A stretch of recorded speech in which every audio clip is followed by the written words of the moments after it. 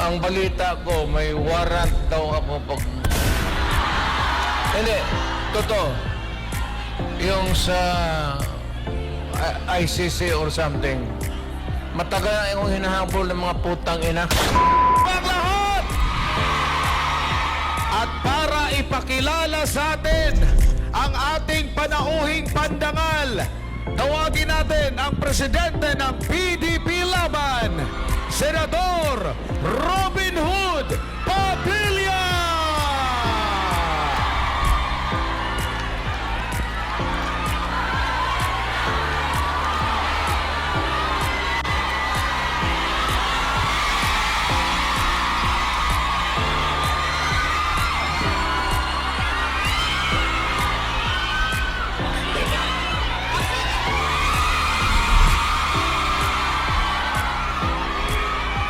Magandang hapon po sa inyong lahat. Alam niyo ho,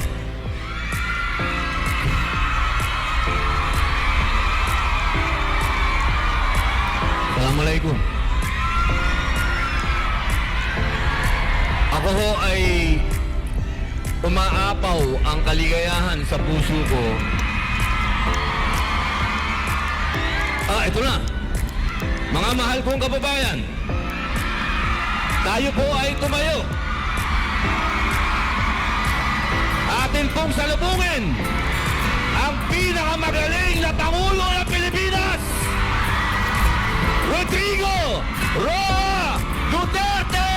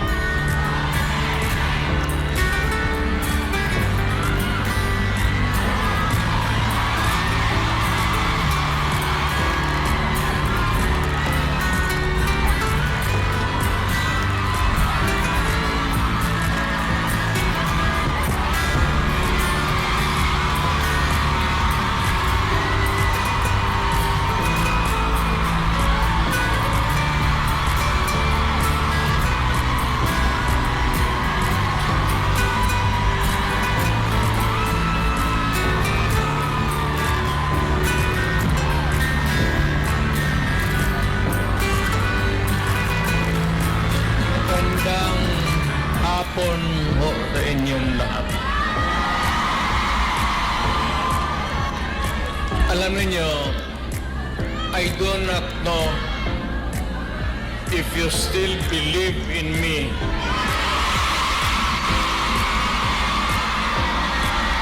Pero nakatingin ako sa inyo.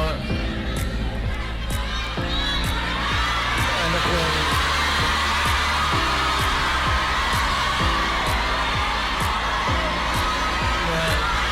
Dapat magkita-kita tayo doon sa ating bayan. Kaya lang sa sitwasyon natin ngayon, kailangan talaga pupunta tayo sa ibang bayan maghanap buhay. Pero sa akin, the fact that malayo kayo sa pamilya ninyo,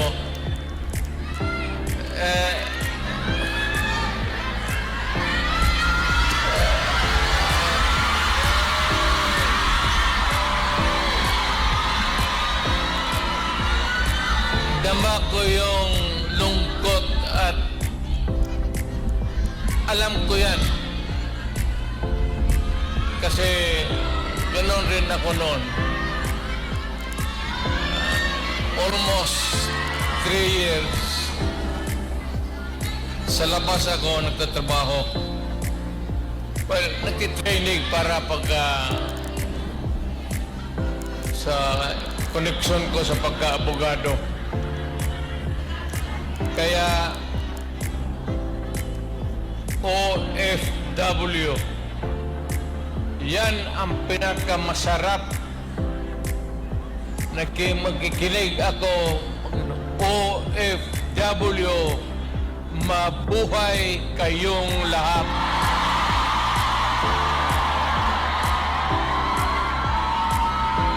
At ang mundo dapat magpasalamat na merong mga Pilipino na magpunta dito sa kanila, sa ibang bayan, para magtrabaho para sa kanila at para sa atin, makaipon ng pera para sa pamilya natin. Kasi, well, you know, it would take about 7 to 10 years bago mawala itong sitwasyon natin na ganito. But in the meantime, that we are not really ready economically to provide opportunities na trabaho para sa lahat, then I said, pipilitan tayo dito maghanap ng trabaho para sa ating mga pamilya. Kaya ako ngayon dito, this is not the first time that I have kaharap ko kayo. Tanggapin na lang natin kung ano ang nasa palad natin at magdasal tayo na yung pagod ninyo ngayon dito ang makinabang ang mga pamilya ninyo at ang mga anak ninyo. Mabuhay kayong OFW. Kaya yung lahat ng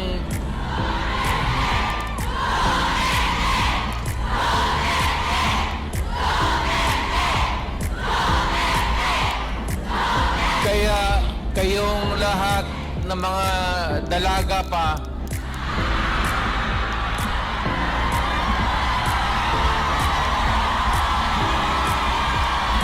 ilan ba kayo? Matagal pa naman ako dito, 1 buwan pa. Pakasalan ko kayong lahat para lumigaya kayo at magkaroon ako ng maraming pera.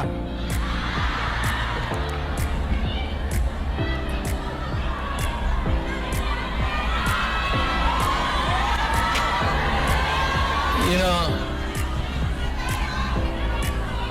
hindi lang ito sa sabihin ninyo. Hindi ako nagbubula, ha? Yung mga taga rito na tumanda na nung nakilala yung pamilya ko. Yung matanda na, yung may karanasan sa Davao noon, alam ninyo yan na ang sitwasyon namin pareho sa inyo. Matagal kaming walang ama kasi abogado siya. Ano pa naman ang Pilipinas noon, ang hanap buhay nasa siyudad talaga. Ang abogado walang silbi dyan pag sa barangay. So, ganun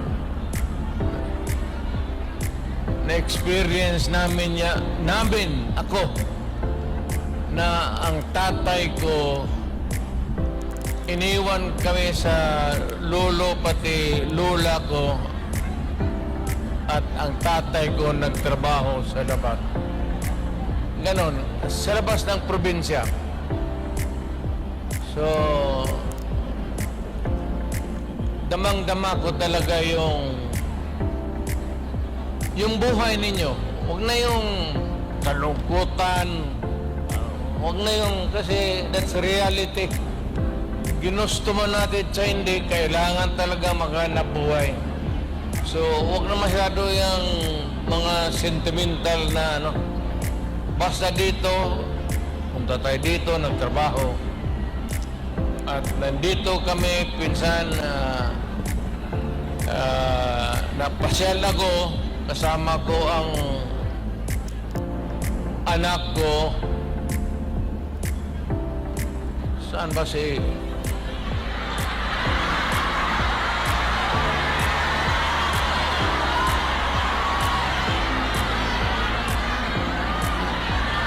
May anak ba ako dito sa labas? Sa inyo?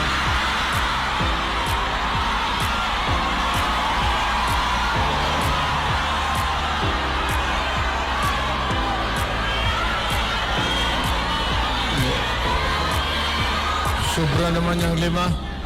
Pagka alam ko, 2.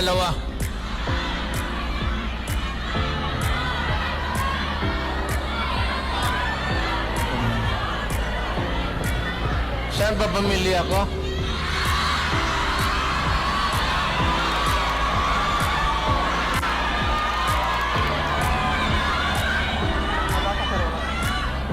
Wala pa si Inday na nakausap, okay na. Ang importante dyan si Inday kasi Inday yung politiko eh. So, mabutit naman. Wala na. So, ano ang pag-usapan natin? May pera kayo ibigay? Basket 10 Hong Kong dollars lang. Walang makina kitain dito.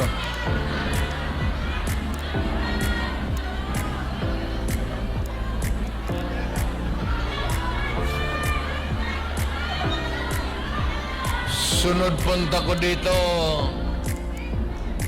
magministro na ako.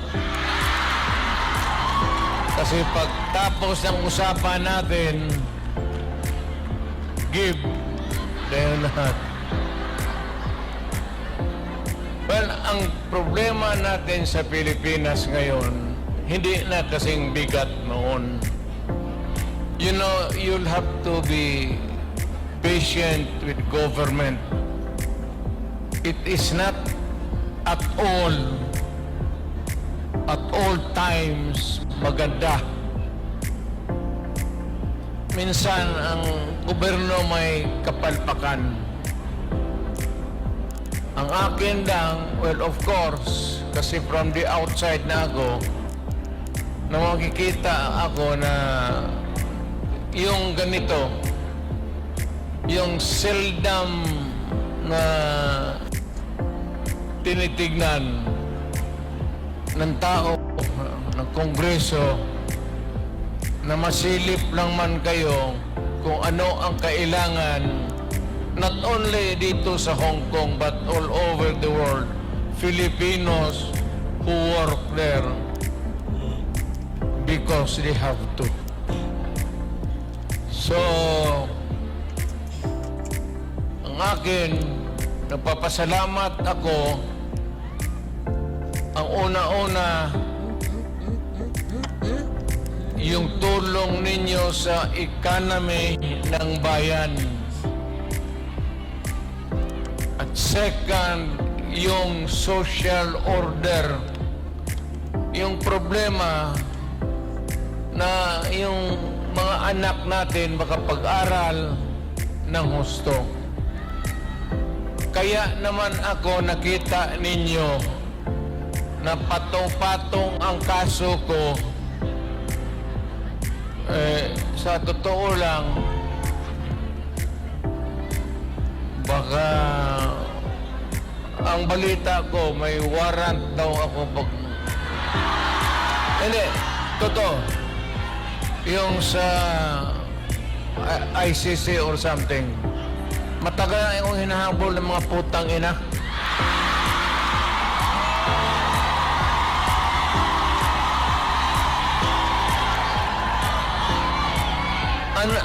Ano man ang kasalanan ko, na ginawa ko man ang lahat sa panahon ko para may konting katahimikan at mapayapa ang buhay ng Pilipino. Ang problema nito, ewan ko kung ang tingin ng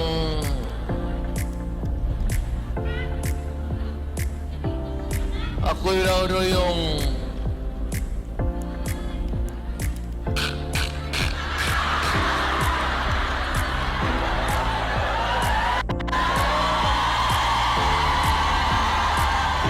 o ganito na lang. Ito ganito na lang.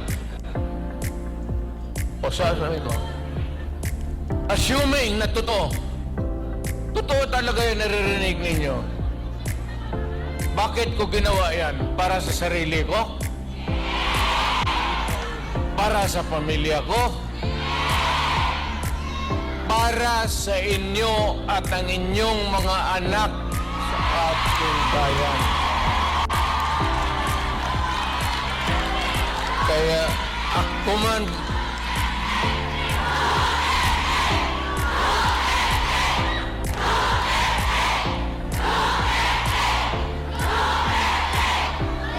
ang higiin ko na lang sa inyo, total kung ganito man talaga ang swerte ko sa buhay, okay lang, tatanggapin ko yan. Wala tayong magawa hulihin tayo kung ikulong tayo. Kaya lang, meantime, mag-contribute kayo, maski $5, $10, para paglabas ko sa presuhan, pagawaan ninyo akong monumento katabi ni Rizal. Si Rizal may hawak na libro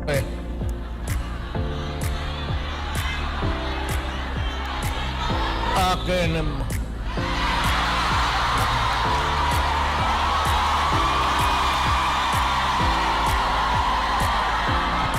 bakit? Tumahimik pa ang bayan natin kung Pilipinos hold up dito, hold up. Wala nang ginawa ko ini. Tayo mga ayaw ng gulo, napipilitan tayo to confront evil because nandyan sa harap natin. Sino ba naman gustong pumatay? Putang inang yan.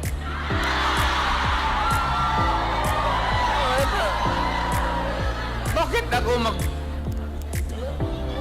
why would I waste my time? Pinila, pumapatayan si Duterte, lumalabas ng gabi, ganon. Also, sino ba naman gusto maging security guard? Na ang kinuha ko, law. But, siguro sa trabaho, alam mo sa gabi, dyan rin lumalabas yung mga masasamang tao. At dyan rin lumalabas yung nakakatakot na magandang babae sa buong bayan.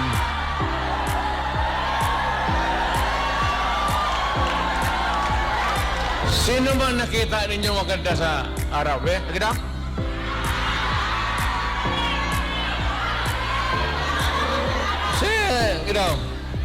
Sa araw.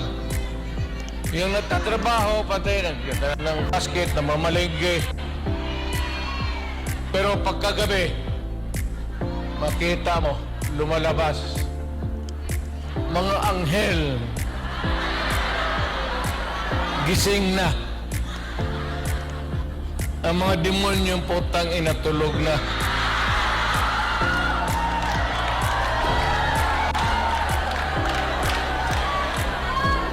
Hindi, ano na tayo? Seriously now. No, our country is not yet that well off. I'm very sorry na nakikita tayo dito at kayong napunta dito sa loob kasi sa labas mga Pilipino rin naghihintay doon. So, sino may-ari itong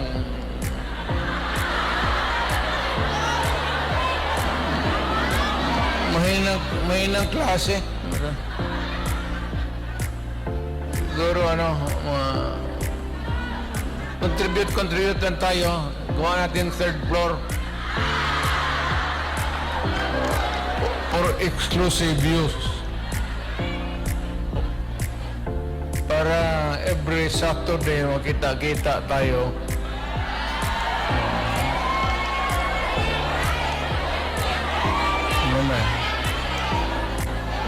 Maraming mag-uwi dyan, buntis na. Yung mga dalaga.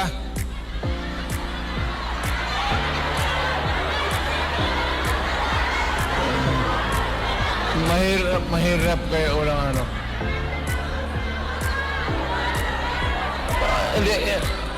Hindi ako mag-survive ng buhay na walang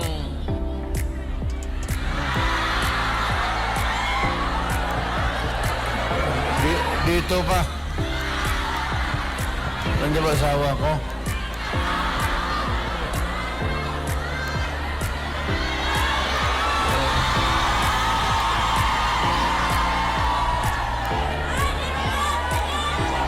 Well, ganito yan. We were not really ordered, but maybe it was a form of an order. But ang dumating sa atin ay request from the Hong Kong authorities that we avoid talking about politics. Ako wala naman akong no plans to talk about politics. It's too early. I will talk about it sa Pilipinas. Doon na lang kayo makinig. I'm not trying to na kayo you vote for I leave it up to you to decide for your own kung ano talaga ang mabuti para sa bayan. Pero kung kayo, if you have to listen to some advice, maybe you can consider the advice ng former president. An advice that is only good for the country. I am not talking about any candidate, but the interest of the Philippines. So,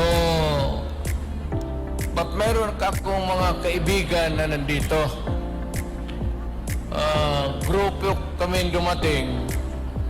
I happen to promise my... Sa ano nga yung... Wala pa ang asawa ko.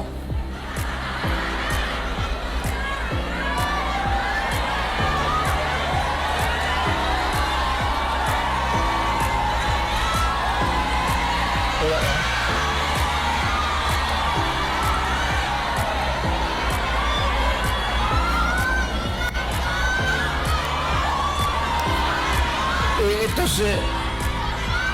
Ito si Hanelet kasi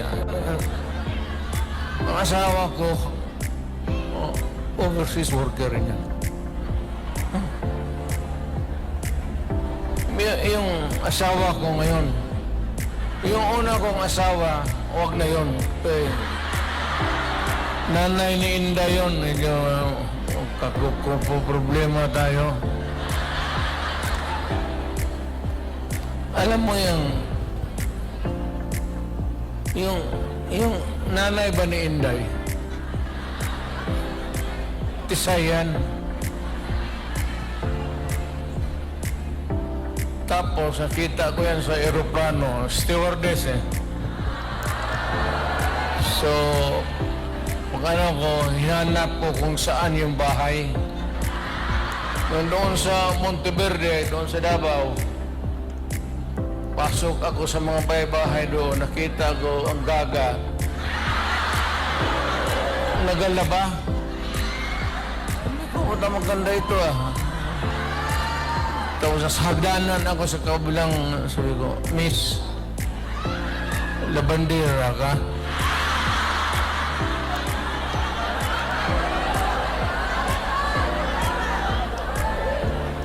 Ewan ko kung sino ang taga-Davao dito.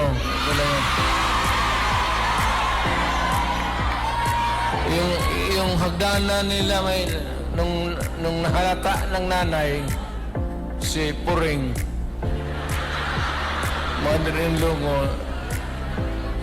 inilipat yung aso doon sa hagdanan. Tang ina, hindi ako makaakyat. Kaya hiningi mo eh. Ano lang yan yung anong tawag yan? Pukpok sa Bisaya.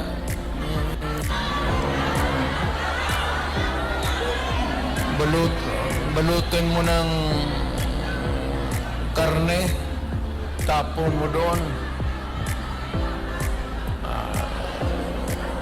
Dalawang araw, ang aso nila dalawang araw na ako na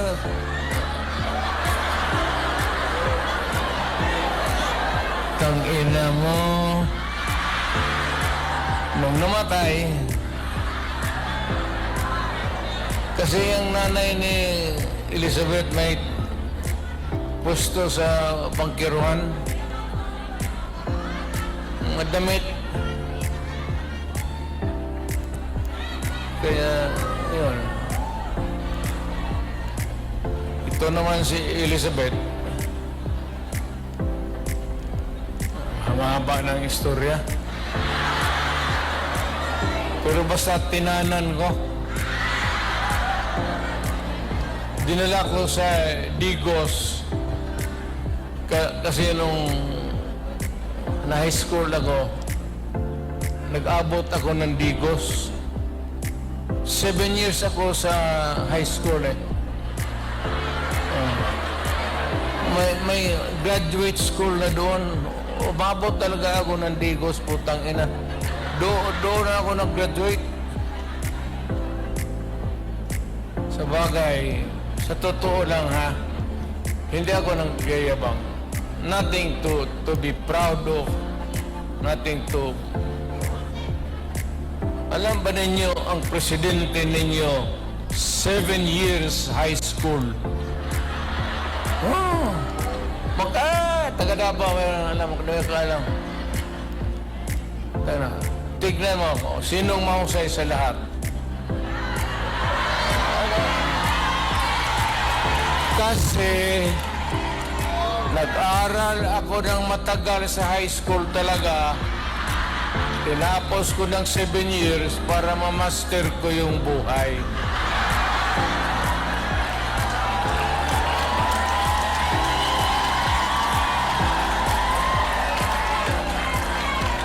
Ngayon, noon nagpunta ako dito, punta kami ng pamilya, naman kaming kilala. Ngayon, nung pasok ako sa harap ninyo, mayabang na. Mga kababayan, ano bang sunod ang gagawin natin? Ano ba itong Pilipinas? Maligaya kayo o hindi? Maligaya pala ka. Sa bahay, hindi na. Yung Inday na. Yun ang maldita. Di ba sinabi ko sa inyo, sino yung mga matatanda dito na? Di ba sinabi ko sa inyo, maliit pa yan si Inday. Sinabi ko na sa inyo, maldita yan, bantay kayo. So, nakita nila nagbugbog ng pulis. Hindi lang yun. Hindi, yung nakita lang ninyo sa TV, maraming binugbog yan, mga driver namin, pati buang talaga yan si Inday. Pero kung yun ang masunod sa inyo, magsunod sa akin pagka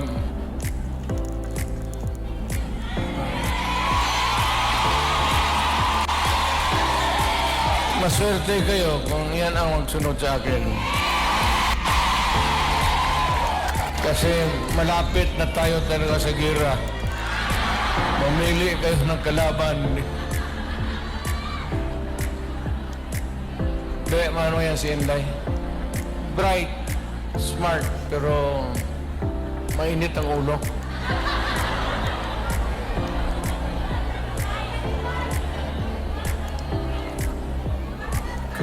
Hindi na ako magtagal kasi ang pinunta namin dito magpakilala naman. Sabihin ko lang yung mga pangalan, tandaan lang ninyo. Si attorney, the lawyer, Jimmy Bundok.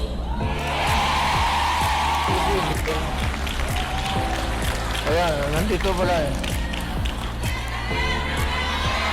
Then we have General Philippine Constabulary ito, PVC. General Ronald Bato de la Rosa. Hinuli ng pulis. Pulis yun, ulihin nila. Tapos ang sunod, patron ito. Patron ito. Yung iba may mga medalya pa. Si Christopher. Saint Christopher. Senador para.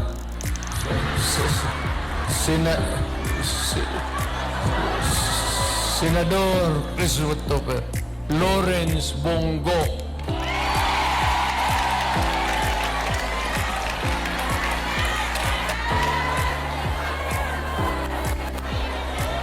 Ito yung si Bongo, noon for the longest time nakikita ninyo mayor ako, ito yung aide ko.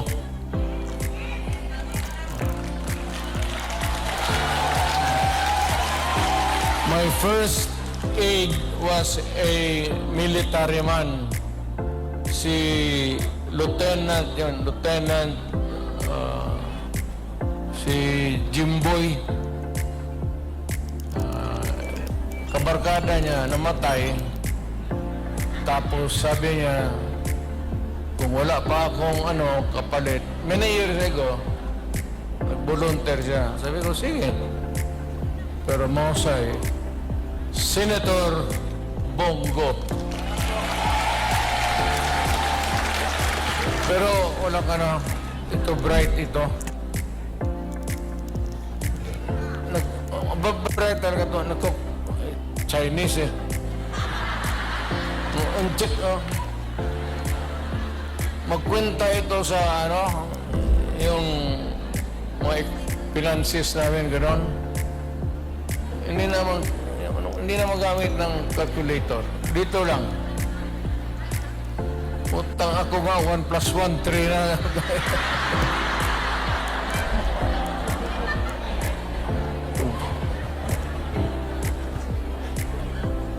Tapos may isa to. Tayo may-ari ang mga ilunggo dere. Damo. Si Attorney J.V. Hinlo. Western Visayas. Well, actually, ang Western Visayas, walang representation. Wala talaga. So, baka you might think it over at magbigyan mo. Then we have Attorney Raul Lambino. Pangasinan kasi, no? Ilocano to. Sino Ilocano dito? Okay naman.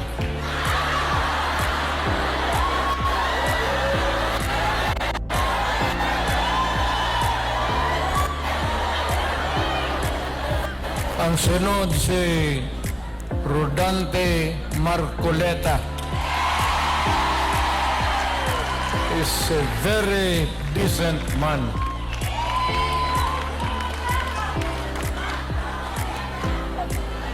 Sinong iglesia dito?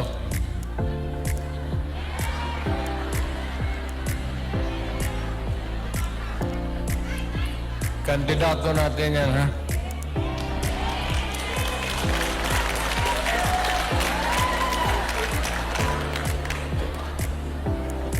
Mudahan ba? Mudahan si pastor.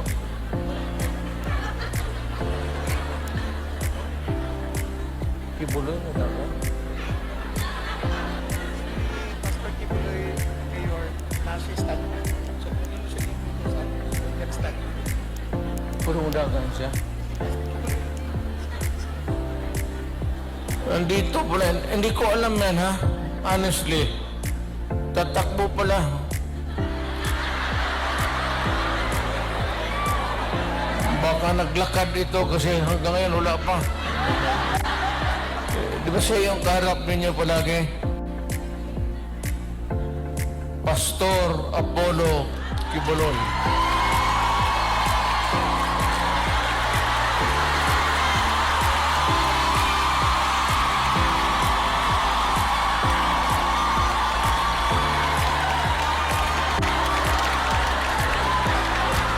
Tingnan yung relo niya, pati yung relo ko. Pareho.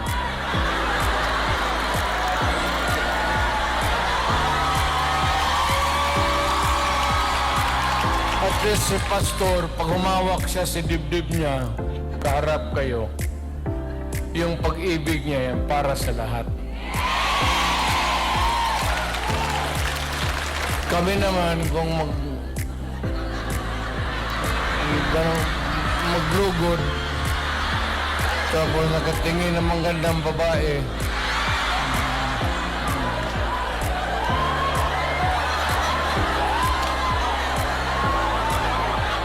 gano'n na. Pero yung mga gano'n na I am proud to meet you, mga gano'n na style. Pero yung mga gano'n, tapos huwag yan. Huwag na yan. Ang sunod si Attorney Vic Rodriguez. Ito, mahusay ito. Mahusay talaga ito. Galing ito ng Malacanang. Sana ito maging chief of staff, pero ayawan ko. I will not elaborate. Ayaw kong magsira ng tao. Pero ito, umalis ng Malacanang because it was a matter of principle for him. So, maintindihan na ninyo. Talagang prinsipyo na tao. So, itong isa,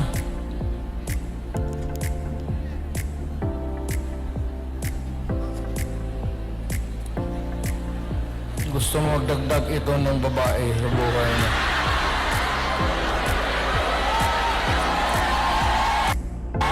Magdagdag ito ng mga tatlo. Si Epe sa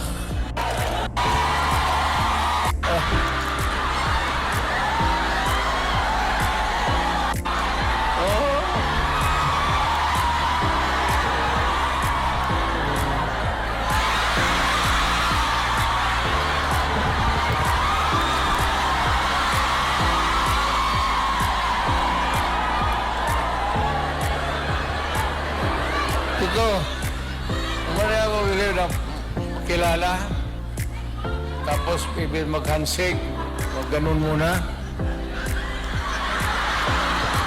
Hindi ka naman Diyos, ginagawa ka lang ng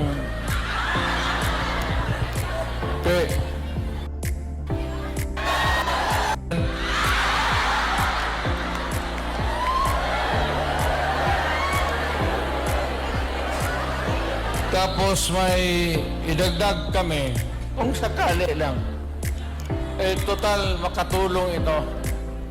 Ibig sabihin, kung sumubra kami sa numero 8, but taga Davao kasi ito. At hindi naman namin mapigilan kung tumakbo. Nandito, hindi ko naman hiyain. So, isasali ko na lang rin baka. Doktor ito. Pero ang balita ko,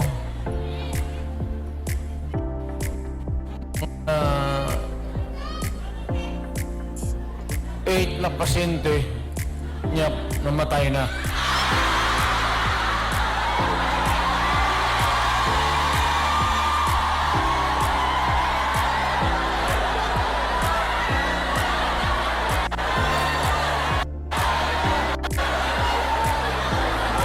Either mali yung medisina binigay niya o pinatay niya kasi ayaw bayad. Dr. Mata.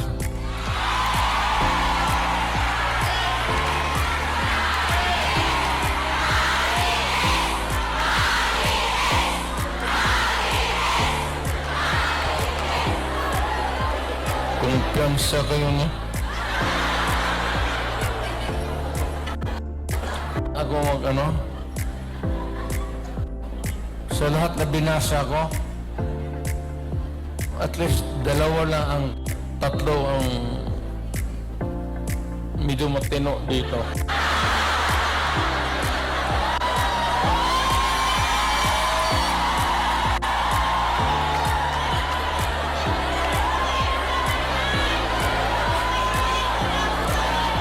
Ang hindi ko talaga masiguro itong si Bungo.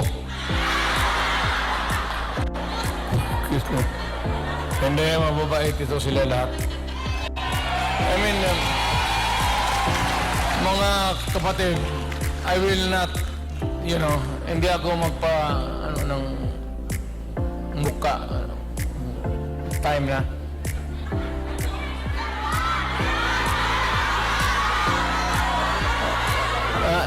Ikaw yung manager dito? Ito yung mag-protocol, Mayor, na si Robin Padilla sa dito. 20 minutes pa.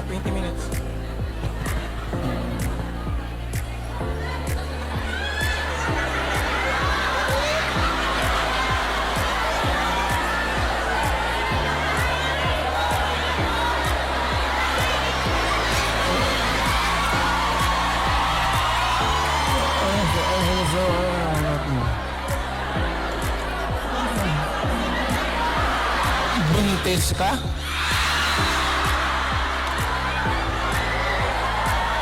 Imposible naman. Surat mo ulit.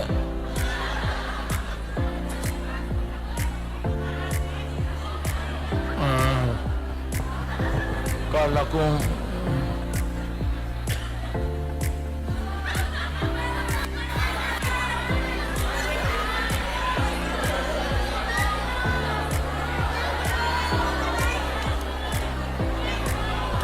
itong babae. Kaya ka litse-litse yung buhay ko. Paski ng presidente. Dahil sa babae. Kasi maraming bisita dyan sa Malacanang noon. Tapos may makita ako babae na maganda. Unahin mo yun. Bakit magreklamo mo? Pinabuntisan ako ng gwardiya mo sa... Tangina. Dito tayo sa party list. Si Harold Duterte.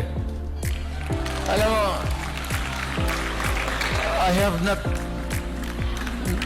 Hindi ko na nakilala itong... Nandito ba?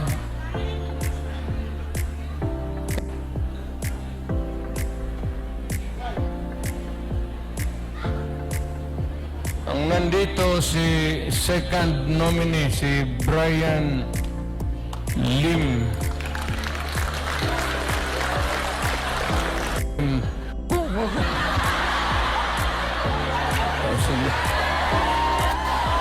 Si Johnny Toleran. At ba't o wala? Takbo-tak mo ganyan yung mga yun. Eh.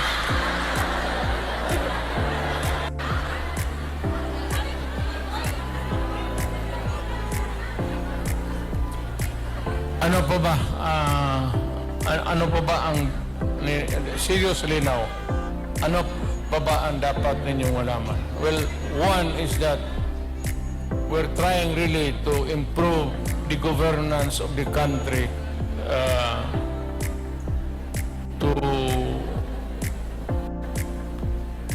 to help. Lalo na kayo who are here working, sending the remittances, the money to make your family stronger. I would encourage you to, number one, pray to God that you will persevere. Hindi naman tiis, pero yung mag-persevere ka sa trabaho ninyo. Kasi pag ako, kung hindi na mayor, mag-apply na rin ako dito sa Hong Kong. Hindi man ako magkahiya magtrabaho ng bagahe, kaya wala makilala sa akin. Just pray to God and rest assured that we are doing everything we can to really improve our country.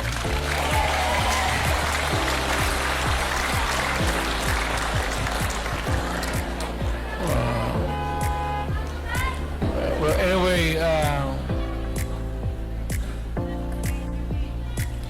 kung hindi ko kayo maano, mayang gabi sa may plaza ba dito? Mag-upo lang ako doon, isa-isa lang. Hindi sabay kasi, hindi kaya. Istorya tayo ng problema natin sa buhay.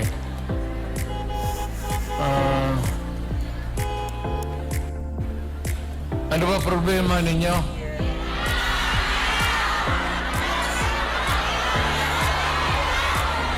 Ano problema ninyo?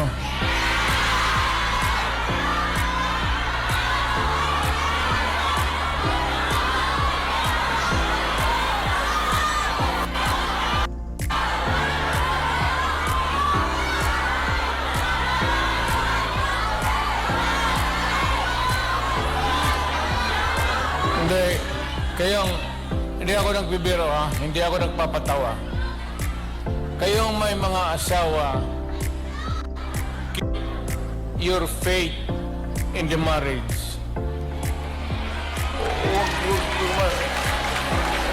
Huwag kayong magbitaw dyan sa temptation, ano. You're here to help your family and do it. Do not waste it in some other things na activities that would destroy the family and destroy you. Ang akin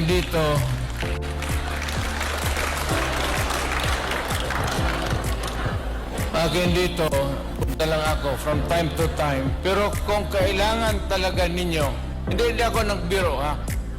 Kung kailangan talaga ninyo, if you want something brought to the attention of the authorities here in Hong Kong, whatever it is, problem, makausap natin, I am willing to do it. Malapit lang naman, it's 1 hour 30. Hong Kong and Davao City are equidistant. 1 hour 30 minutes lang rin ang so I can come. Kung ano lang, huwag kayo pabigla-bigla. Huwag kayo mapabigla-bigla. kung hindi mo kaya, sino bang yung leader ninyo? Kung hindi ninyo kaya, paski anong klaseng problema, kung hindi na ninyo kaya, tawagan ninyo ako.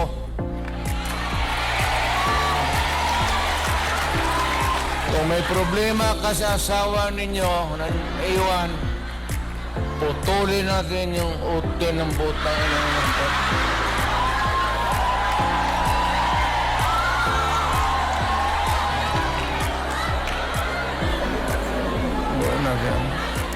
Basta nandyan lang ako sa Davao. Matagal ako nagserbisyo. I started as a prosecutor. I was doing trial work in court. Then vice mayor, mayor for the